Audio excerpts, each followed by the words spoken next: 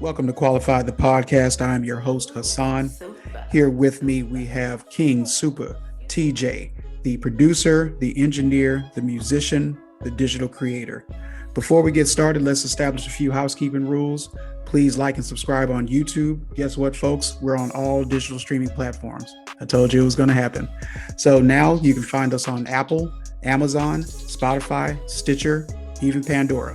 Come check us out. The community is growing. I'd like to hear your feedback. Again, King Supa is with us today. We have a phone call just because he's a very busy man, conflicting schedules, but we finally got him.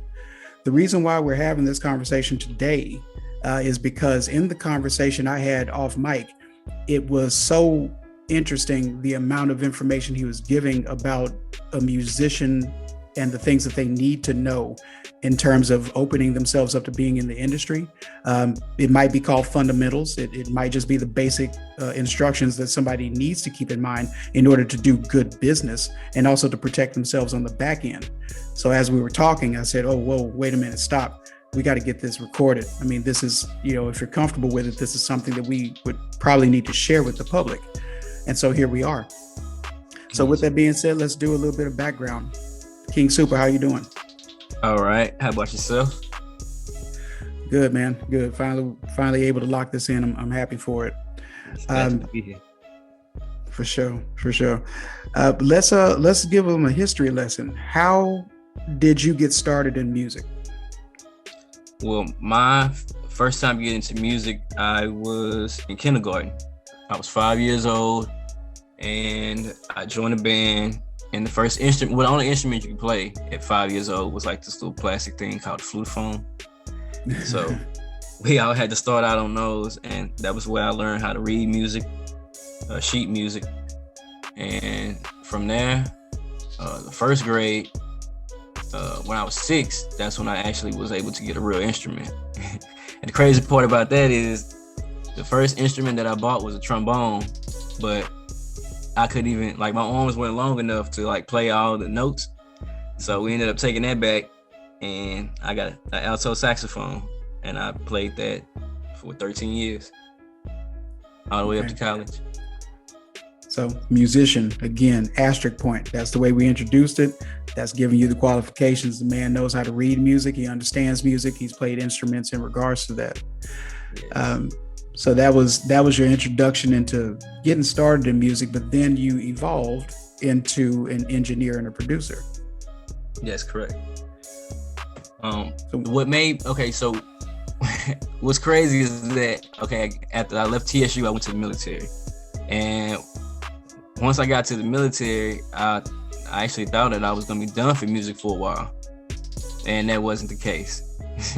So upon arriving, they asked us, fresh off the bus, everybody, people yelling at us, move over, get over here. And once we all get in, they was like, anybody here has musical experience. So, of course I raised my hand, not really knowing exactly what I was getting myself into, but just, answering the question, I raised my hand, and they sent a list by, you're supposed to put your name, what instrument you played, and for how long. So, of course, I put my name, saxophone, 13 years. So at the end of the night, after everybody, all the, new troops come in, we were still the last one there because they separated us from everybody else and told us that we were going to be the band flight. I'm like, hold up. This is not what I wanted to do. And he came and looked at my name on the list, and he was like, well, Brown, looks like here you played saxophone for 13 years. Why don't you want to be in a band? I was like, well, I've been in music all my life. I just came here to be in the military. And he was like, well, I got some good news and some bad news. He said, the bad news is we don't have saxophones. He said, well, the good news is you got enough experience where you can learn something new. Sit tight. And I was like, oh, man, here we go. So even in the military, I ended up, I had to learn how to play mellophone while I was there. So then after that, after I got to the military, I got into the oil and gas field, and that was good money. I was in there for the first one. I was a lead there 3.5 years. Real good money, 23 years old. But it's like with the oil and gas field, it's up and down. So once you get laid off, it's like you don't know when the next time you're gonna get another oil and gas job. Right. So at that time, I was just thinking like, what other avenues could I pursue besides, oil and gas or, aviation, what I was doing when I was in the Air Force. And I was just like, I just need to get back to music, because music is all around us. And in so many different ways as a musician that you can make money from music. So I was just like, all right, now I'm going to put my focus back into that. Okay. And that's how it all came back, back around to me now, just solely focusing on music. There's a saying, and I'm probably going to paraphrase and slaughter it the wrong way, but it does say that your calling is something that you can't escape. It doesn't matter. It doesn't matter how far away you run from it.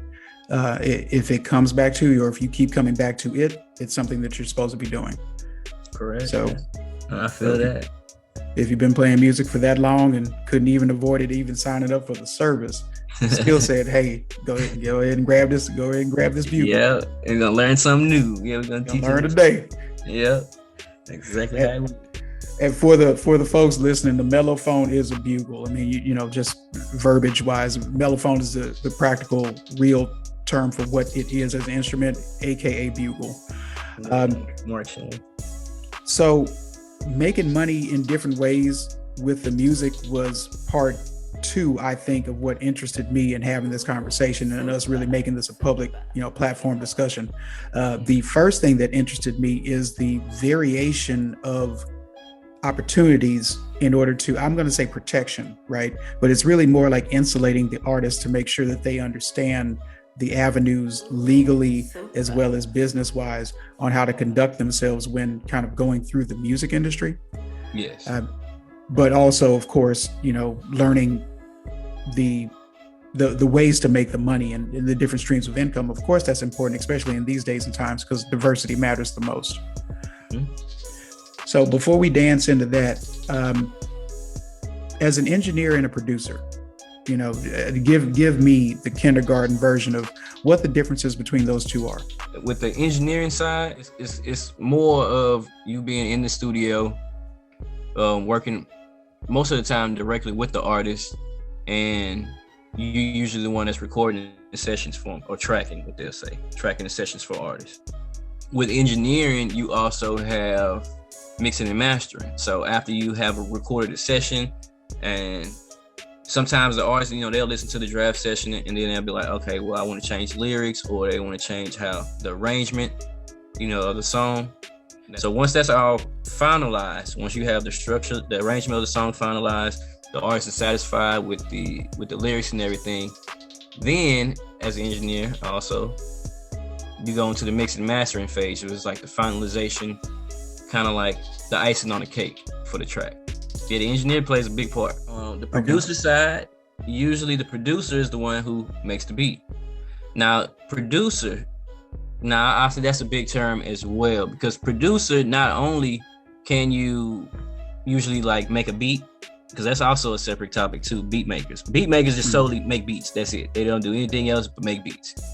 Okay. But producer, you usually are also a creative part of the track as well. Like most of the times you make the beat. And I also do encourage producers to learn engineering, even if it's just tracking the session. If you just learn how to use Pro Tools the basic way and track a session, I encourage you to do that.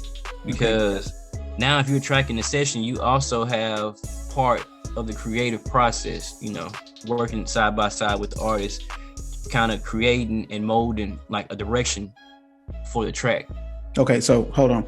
Okay. So with a producer, the producer may jump in the recording process saying, hey, don't sing it this way, sing it that way. Don't use these lyrics, or don't use this word, use this word, right? That's a part of the production. Yes.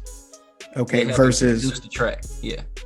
And the producer could still be in the room with the engineer, maybe tracking the session, but the producer is his beat and he's still giving direction on the track. Okay. Versus a beat maker who just sent the beat in and say, hey, I made this beat, y'all do what you need to do with it. Yeah. Yeah, okay. And they just make beats. Like they don't have any. They usually are not in the studio, and they usually don't have any dealings in the creative process besides making the beat. That's it. Okay. But producers actually play a hand in creating the track. Okay, that you opened up my eyes to something that maybe I should have known, right? But in terms of the internal working processes, it kind of still makes an outline kind of to the amount of ways that one can make money within this process. But we will get to that later. But that's really cool. That's cool to know. So which one do you prefer? I mean, really, like, do you prefer being an engineer or a producer? That's a tough question. Or do you prefer being a beat maker? I mean, you got 3 options here. So my take on that, okay, is I love music and I love making beats. When I started engineering, it kind of took me away from the beat making process because I was so engulfed in, being in the studio, recording session after session, that it was like, all right, after I'm done with that, I had to go and clean up the session, vocals, and and mix on the different tracks. And then by the time I get ready to make, I'm tired after that. That's tedious. That's doing engineer work is very tedious. Okay. So like after that, it's like, yeah, I'm about to go to sleep now. Do I want to make beats, but like, do I have the mental capacity right now to do that effectively? I don't think so right now. So that was my thing with the engineering side.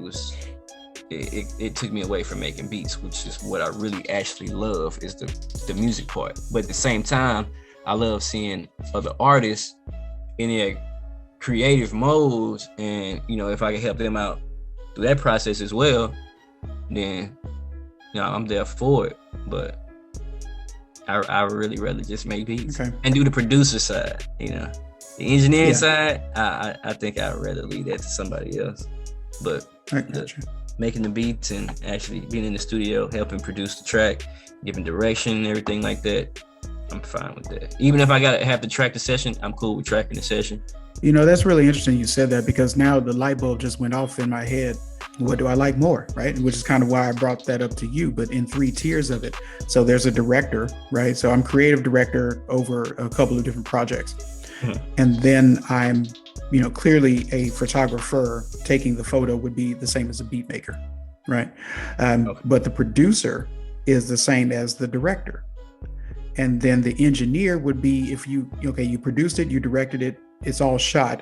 But let's just say the photographer didn't do the post-production, such as Photoshop, retouching images and stuff like that. You would send that over to, at that point, what would be the engineer equivalent. Correct. So it takes a certain type of mindset to want to be able to sit in front of the computer for hours. I mean, you're going to lose daylight, you're going to lose moonlight, really, trying to perfect these images, or in your case, this music, and tweaking it just the right way so it can sound perfect. And that's the engineering. I've actually more recently enjoyed being a producer. Like I kind of really enjoy it. Take a back seat, start, just not necessarily yelling at people, but just dictating how the flow of this should actually go, what you want to see in the end. Like, wow, when you said it, I said, man, that sounds so much like what I enjoy doing right now. And it's not to say that I don't like taking the pictures. It's just that I realize that if I'm a producer, my brain is directed towards making the end result more important than what happens at the minute the shutter clicks. That's somebody else's responsibility. Well, all right, cool. So then a question I have for you then is, if you enjoy making beats, right? Do you enjoy the creative process of making the beats more, or do you enjoy hearing your beats somewhere? I think it's the creative process, because to me it's actually therapeutic, because like I said, I've been in music for so long that I just feel like this is what I will be doing for the rest of my life. And like I said, there's so many different avenues of using music to make income. Like you have sync licensing, where I can hear, it might be a new movie coming out, and I can get to hear my music, one of my tracks, when a new movie is coming out, or say you Netflix and chilling, and then you that's one of the biggest accolades. You be like, I made that song right there on this show right here. So that's all me right there. So it's it's like I said, different ways of still getting money and working with artists. If you like the creative process and the creative side of it, getting to actually put creative input on a major hit, and like I said, you can work in the studio side by side with artists. And then as a producer, your catalog can always be utilized. There's times where you can work with different artists. So all artists are not gonna like the same beats. Some artists not gonna like these, and you play those same beats for another artist, and they gonna be like, all right, load that up. You know? Okay. But then your hard drive sometimes becomes a graveyard, I'll say, for beats, where you'll create so many beats, you'll forget about some of the older beats that you have, and you just shop the new beats to different artists, you know? Okay. So with those old beats that you do have on your hard drive, you can upload, you can head up different websites for sync licensing that do like jingles and, you know, different things like that, and create you a sound library with them. And then they can take some of your beats and put in productions or put in commercials or anything. And those commercials will go continue to play over and over. You know how you see ads and everything pop up on your computer? Same ad sometimes over and over. So every time that plays, that's considered a stream for you. And you get royalties from that. You can have your old beats, you can have those collecting money from you, from sync licensing, and then you can shop your new beats, you know, the artist, if you want to go that route and do it that way and still get income on both ends. Okay, so we'll just formally call this the free game section, because we're about to start talking about opportunities at this point, and also how to leverage your intellectual property. Music is an intellectual property. The artwork that you create is an intellectual property, be it digital or physical. And this is an aspect of how to leverage said property from the digital space, creating the music, and the different avenues that it can be leveraged and marketed. So pay attention. The first one was sync licensing. So that's a gem, right? I think the first time you said that to me, I was like, I don't know what you're speaking French to me now. So, you know, sync licensing is one thing. Now I understand it, because a digital library is essentially equivalent to, you know, uploading any other piece of media, keeping it in-house somewhere, a portfolio, right? That's the perfect way to say it. That's your digital music portfolio. Correct. So in sync licensing, that's one thing. How does that work in terms of getting published? The publishing company has the resources to find you opportunities. So like if you sign up with a publishing company, they can find you opportunities for, say, video games, and they can get you those opportunities. Of course, they're going to want a percentage of that for getting you those opportunities, but the publishing companies are going to make sure that you're getting paid also, because they're going to collect the royalties. The way I'm seeing this, you correct me if I'm wrong, is that if you are working with a publishing house, right? You have your work is, you know, your own through whatever licensing agreement or copyright that you have for it. And then you send it, upload it, or however you do it over to them. And then they're responsible for, you know, marketing it out to certain areas where it can be picked up on a larger platform. So I don't know if this happened, but I'm going to use this as an example. So if Pusha T, you know, makes the jingle for Arby's, right? And at some level, they had to have been in discussion through most likely, you know, a publishing group for that we got the meats, or we have the meats jingle, right? Yeah. It wasn't even the beat. It was really just what he said. So his intellectual property was verbal in that on a track, I'm sure. And then from there, they took it, licensed it for God knows how long, and gave him $500,000 over it. Mm-hmm. So, I mean, that to me, is that what I'm thinking about how this works in terms of the publishing, or was that through another means? Yes, that's publishing. Okay. So then a distribution hub is different. Yes. And for like independent artists, what I always tell artists that I link up with is, do you have a PRO, which is a performance rights organization? And those are the ones that collects royalties for like streams and stuff like that. And that's like usually the names of BMI, ASCAP, and CSEC are usually like three main ones here. That and DistroKid which is a distribution service. So you pretty much pay $20 a year, and you can distribute as much music as you want, drop as many singles as you want, however many albums you want. With DistroKid, it's only $20. You can do it all year. And that does get your music on all streaming platforms, even Instagram, TikTok, all that. Usually, sometimes they don't even know about DistroKid. They just want to record music, you know? So, but I always try to tell them different avenues where they can still record music, but you can make money from your music. Because at the end of the day, why not make money from something that you love doing? And also, United Masters is also a free distribution service, and they also find you opportunities as well. So they give you, they offer publishing deals through their distribution service. With DistroKid, once you pay your $20 for the year, any revenue that you get from streaming, that's 100% yours. I'm going to have a theory. It's probably a hot take, but we'll call it what it is. So United Masters is a concept made by Steve Stout. So that's a brilliant concept. I'm going to label that as Black owned as well, and innovative within the music industry in terms of a better avenue for artists to receive the money that they deserve for their intellectual property. Not just money, but opportunity as well. Because if your music gets to a certain point, they'll find you opportunities where it's kind of like they're signing you. We're giving you the publishing deal. And but of course, they want their percentage, but they're gonna find you those opportunities. Even in that thought process, you getting a publishing deal, which is something that you would usually have to fight tooth and nail for if this was 10 years ago. Mm-hmm. Yeah, like I said, it has its benefits, and it's a newer concept. That's kind of what I wanted to platform with it. So that's Steve Stout, and that's relatively new. I'm just going to attribute that to him.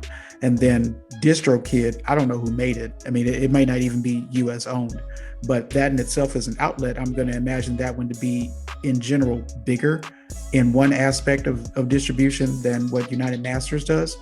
But I just heard recently, and it's crazy you brought that up, but I just heard recently how Steve Stout verified that he has 1 million artists signed up under United Masters. So that's big, because now you're talking about leveraging an entire genre, so to speak, in order to make sure that it's heard and make sure that the rights are protected and people get the money and the opportunity, like you said.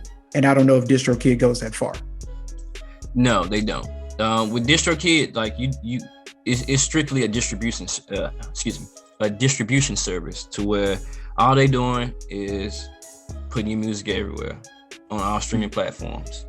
Because you do pay the annual fee, you do get to keep 100% of your music, but they don't shop your music to different places in order to get you these deals. Yeah, so that's the difference between DistroKid and United Masters. United Masters is free, sign up, it's free to distribute your music, but when it comes to the revenue, they're gonna want their percentage, and they also find you opportunities.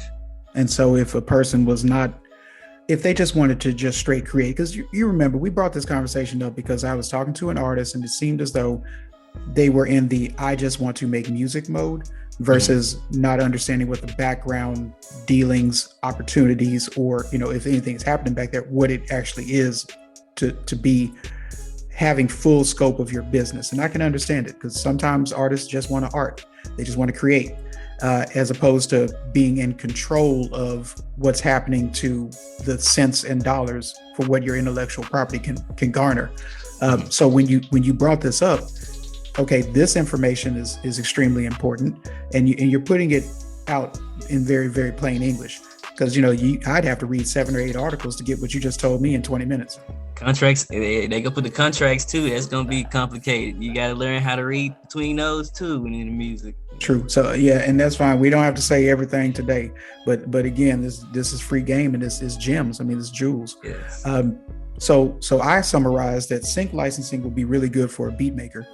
A producer and a beat maker can also be a part of these distribution hubs, or a publishing house. Is it feasible that a producer or even an engineer, can they become a publishing house or set up a publishing house? Yes, as a producer, I recommend you do create your own publishing company, because when the payouts happen for royalties, once you have all your paperwork and everything in order, your BMI and all, when they pay out royalties, they pay it to the publishing company first. and it's up to the publishing company. A lot of times, artists say, well, I ain't get my money from this, and that. It's because the publishing company has your money, and then it's up to the publishing company to distribute it to whatever parties that it's supposed to go to, songwriter, composer. If you have your own publishing company, the money is going right to your company. So you don't have to wait for anybody to distribute you anything. It's gonna automatically go where it's supposed to go. And that's why split sheets also are important. Like when you get a beat from a producer, when y'all buy beats, there's a contract. You have an exclusive right contract with a producer. Usually 9 times out of 10, it's gonna be a 50-50 contract. But everything's gonna be split 50-50. 50 to the producer, 50 to the songwriter. And depending on those splits from the split sheet, that's what's gonna be paid to the publishing companies. So if you have a publishing deal with a company or with a label or organization, whatnot, if you have a publishing deal, which means you still own your music, but they're licensing it from you, and they're gonna pay you a % of that. Okay. So it's still your music, they're just licensing it from you to use. So when they get paid from whatever productions, stream or whatnot that your music is in that they got for you, then they divvy it up between, depending on the split sheets, is how they split it, the money. So then it makes more sense. I mean, for the independent artists nowadays, everyone is kind of pushing this, you don't need a record deal, concept, which I agree with. So as a beat maker, producer, engineer, one could establish themselves as a publishing company, deal directly with the distributors. And then that way, when music comes out, it's split, I guess 25 to 75 at that point. And then whoever is a part of the publishing company, then they can split that up internally after the money comes in. Yes. But I mean, with the split sheet, if you have your publishing company, you put your publishing company on the split sheet, and it's gonna pay directly to them whatever percentage it is that you're supposed to get, and that automatically goes to you because it's your publishing company. Okay, I got you. Yeah, I got you. Okay, yeah, thank you for clearing that up. Let's just stop the free game session there because there's just so much, but we have a limited amount of time, and we can always come back and do this again. So is there something that you want to give to artists in terms of information with working with producers? Like what would you suggest to them? To all the artists out there, new or some that's been around for a while who just don't know, there's so much information out there to get y'all on the right path, and it's so readily available with just Google. You can search for independent artists, music business 101, and you can find out how to. BMI is free. That's a publishing rights. a performing rights organization that you can sign up. Is free. ASCAP you have to pay for, but BMI is free. Look, free game. There you go. BMI is free. Y'all can sign up for that right now. It don't take that long. DistroKid, if you go to my Instagram profile, I have a discount code if you click the link in the bio for you to sign up for DistroKid for like $12. Now instead of 20, you get it for 12. Boom.